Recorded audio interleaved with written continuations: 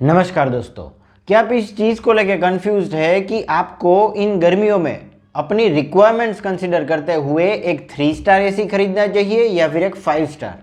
क्योंकि जनरली एक 5 star AC की प्राइस 3 स्टार एसी से कंपैरेटिवली मतलब ज़्यादा रहती है। तो आपको इस केस में मतलब कंसिडरिंग योर रिक्वायरमेंट्स इन दोनों में से कौन सा वाला एसी प्रीफर करना चाहिए? अगर ऐसा है तो you are at the right place. इस वीडियो को पूरा देखें और मेरी चैनल सिविल इंजीनियरिंग फोरम को सब्सक्राइब जरूर करें। तो दोस्तों, सबसे पहले तो हम ये बात कर लेते हैं कि ये स्टार रेटिंग्स का क्या मतलब रहता है। तो ये बेसिकली इन एयर कंडीशनर्स की एनर्जी एफिशिएंसी का मेजर रहता है, जो कि ब्यूरो ऑफ एनर्जी एफिशिएंसी ने तय किया है। और इससे एयर कंडीशनर की कूलिंग कैपेसिटी पर कोई फर्क नहीं पड़ता, क्योंकि अगर हम कूलिंग कैपेसिटी की बात करें तो वो जो है वो टनेज में रहती है। कितने टन का एसी है मतलब based on that cooling capacity रहती है। और हाँ, जैसा कि मैंने आपको बताया, ये स्टार रेटिंग का ये मतलब है कि बेस्ड ऑन दिस हम ये पता लगा सकते हैं कि इसकी एनर्जी एफिशिएंसी मतलब किसी भी एसी की एनर्जी एफिशिएंसी क्या होगी, आपका मशीन कितना पावर कंज्यूम करेगा। जितने ज़्यादा स्टार उतना एनर्जी एफिशिएंट आपका मशीन रहता है, मतलब कि एसी रहता है।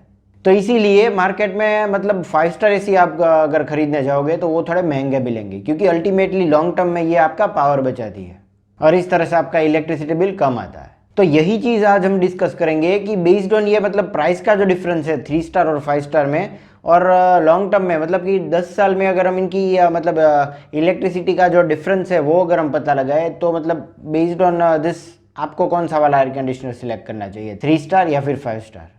तो चलिए अब हम डायरेक्टली ये डिफरेंस पर आते हैं। 3 स्टार और 5 स्टार दोनों ही ऐसी कंपेयर कर लेते हैं। तो अगर आप एक 3 स्टार एयर कंडीशनर खरीदते हैं तो according to Bureau of Energy Efficiency, अगर आपका यूजेज पर ईयर मतलब एनुअली 500 आवर्स है, मतलब कि 4 महीने तक हर रोज़ आप मतलब 4 घंटे अगर एयर कंडीशनर स्टार्ट रखते हैं तो ये 500 आवर्स हो जाएगा।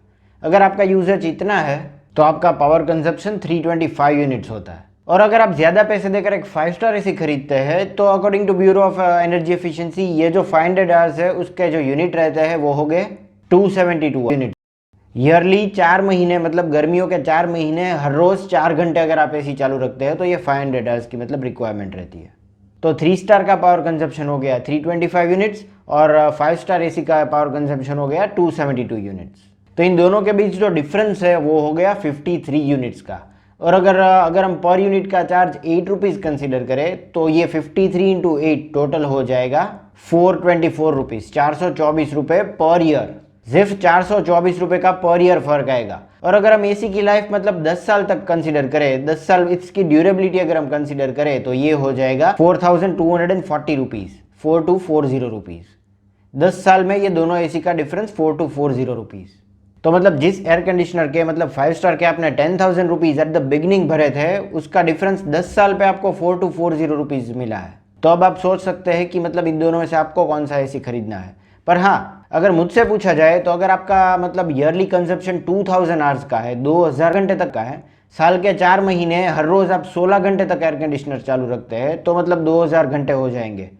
तो एक 3 स्टार एयर कंडीशनर में जो पावर कंजम्पशन रहता है वो 1300 यूनिट्स होता है।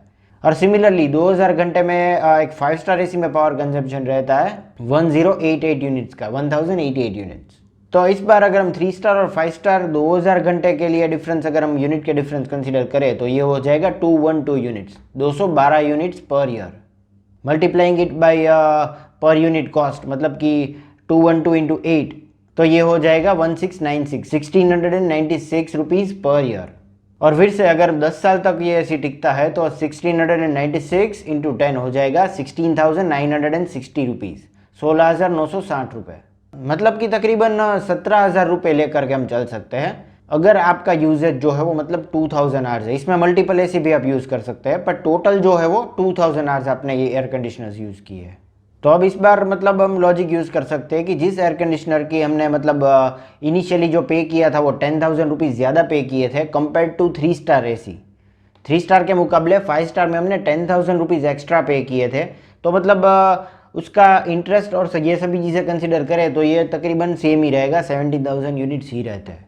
तो मतलब एज अ कंक्लूडिंग रिमार्क मैं आपको बता दूं कि अगर आपका जो मतलब एसी का यूजेज जो है वो एनुअली अगर 2000 आवर्स से ज़्यादा है, 2000 या फिर उससे ज़्यादा है, तो आपको एक 5 स्टार एसी के साथ जाना है, वरना क्या है कि 3 स्टार एसी जो है मतलब वो भी आप अफोर्ड कर सकते हैं।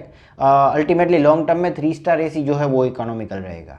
तो दोस्तों उम्मीद करता हूँ आपको मेरा ये वीडियो इन्फॉर्मेटिव लगा, और अगर ऐसा है तो इसे लाइक कर दीजिए और मेरी चैनल सिविल इंजीनियरिंग फोरम को सब्सक्राइब जरूर करें।